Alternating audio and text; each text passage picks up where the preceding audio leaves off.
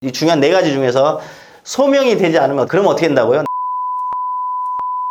근데 다 소명이 되면 그렇게 큰 문제는 되지는 않습니다.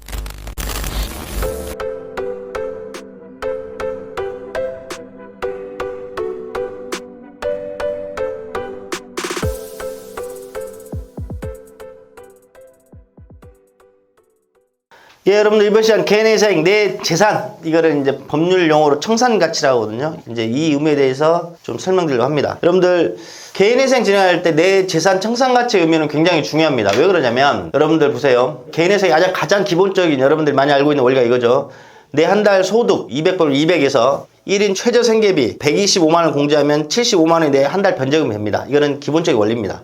근데 이것보다 더 위에 상위에 있는 원리가 뭐냐면은 청산가치 보장 원칙입니다. 네가 가진 돈보다 3년에서 5년 동안 더 많이 갚아야 됩니다. 이게 이제 개인회생법에 나와 있는 청산가치 보장의 원칙입니다. 이게 왜 이렇게 나오냐면 여러분들 이거예요. 개인회생 신청 채무자가 개인회생 신청을 할 때 채권자들한테 우리가 희생을 강요하는 거거든요. 너희들이 원래 받을 돈을 이만큼만 받아라. 그런데 만약에 개인회생 채무자가 5천만 원의 개인재산이 있다고 생각해 봅시다. 그러면 이 5천만 원을 채권자들 압류하지 말고 그냥 놔둬. 다만 신청 채무자가 5천만 원 갖고 있으니까 3년에서 5년 동안 채권자들한테 한 달에 내는 변제금 이 액수는 적어도 5천만 원보다는 더 많이 가져가게끔 해줄게. 이렇게 타당한 원리로 개인회생법에서 가장 중요한 원리 중에 하나입니다. 그래서 내 개인재산으로 반영되는 부분이 많아지면 개인회생 신청 채무자는 반대로 한 달에 내는 내 변제금은 내 소득과 상관없이 점점점 늘어나게 되는 겁니다. 그래서 무엇이 내 청산가치에 들어가는지에 대해서 말씀드릴게요. 첫 번째, 내 명의의 개인재산은 당연히 내 거겠죠. 그건 내 개인재산 맞습니다. 부동산이든 자동차든 내 명의의 통장 안에 있는 돈이든 이건 당연히 내 거예요. 그런데 회생법원에서는 일단 배우자 명의의 재산은 일단 배우자 걸로 간주하고 예외 경우 한해서 절반이나 상당 부분을 개인회생 신청 채무자 개인재산에 편입을 시킵니다. 그런데 지방법원에서는 절반 무조건 채무자 본인 재산으로 투입시켜서 청산가치를 잡습니다.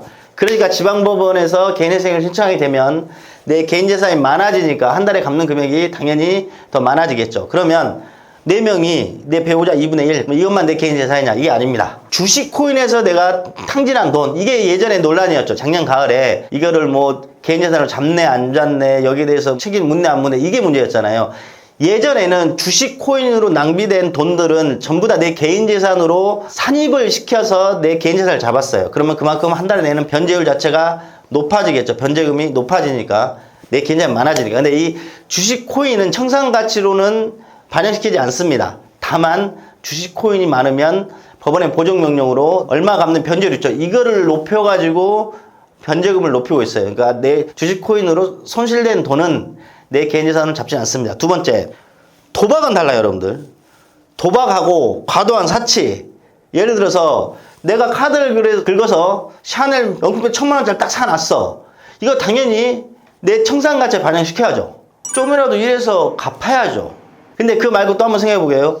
힘든 채무자가 고급 술집에서 한 달에 200만원, 300만원씩 막 낭비를 했어, 몇 개월 동안. 근데 법원은 이거를 그냥 관대하게 용서해줄 수는 없어. 너 그렇게 낭비한 거는 개인재산으로 잡아. 이거 청산가치 반영됩니다. 그 다음, 과거에 내가 어디에서 대출을 받았어요. 근데 이 대출받은 금액이 어디에 사용됐는지 소명이 안 되는 금액들이 있어요. 이거는 너 개인재산으로 잡아. 이건 너무 당연해요.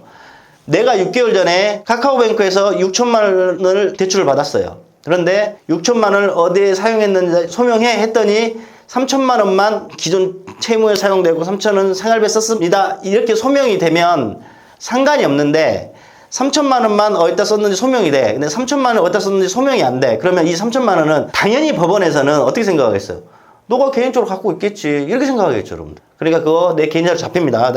그 다음에 네 번째, 최근 채무 문제거든요. 최근 채무. 보통 이제 이거를 법률적으로 이제 뭐 몇 개월 안에 채무가 정해진 게 아니에요. 보통 6개월에서 1년 이렇게 보는데 내가 현대카드 현금 서비스 300을 받아가지고 다른 카드금을 갚았어. 이런 것들은 문제 안 되겠죠. 근데 현대카드에서 현금 서비스 300을 받았어. 어디다 쓰냐고 소명해라 했더니 소명이 안 돼. 그 다음에 만약에 그 300이라는 돈을 또 일반인들이 이해할 수 없는 곳에 사용을 했다. 그러면 이것도 이해 안 돼. 그러면 무조건 내 개인재산으로 반영하라 합니다.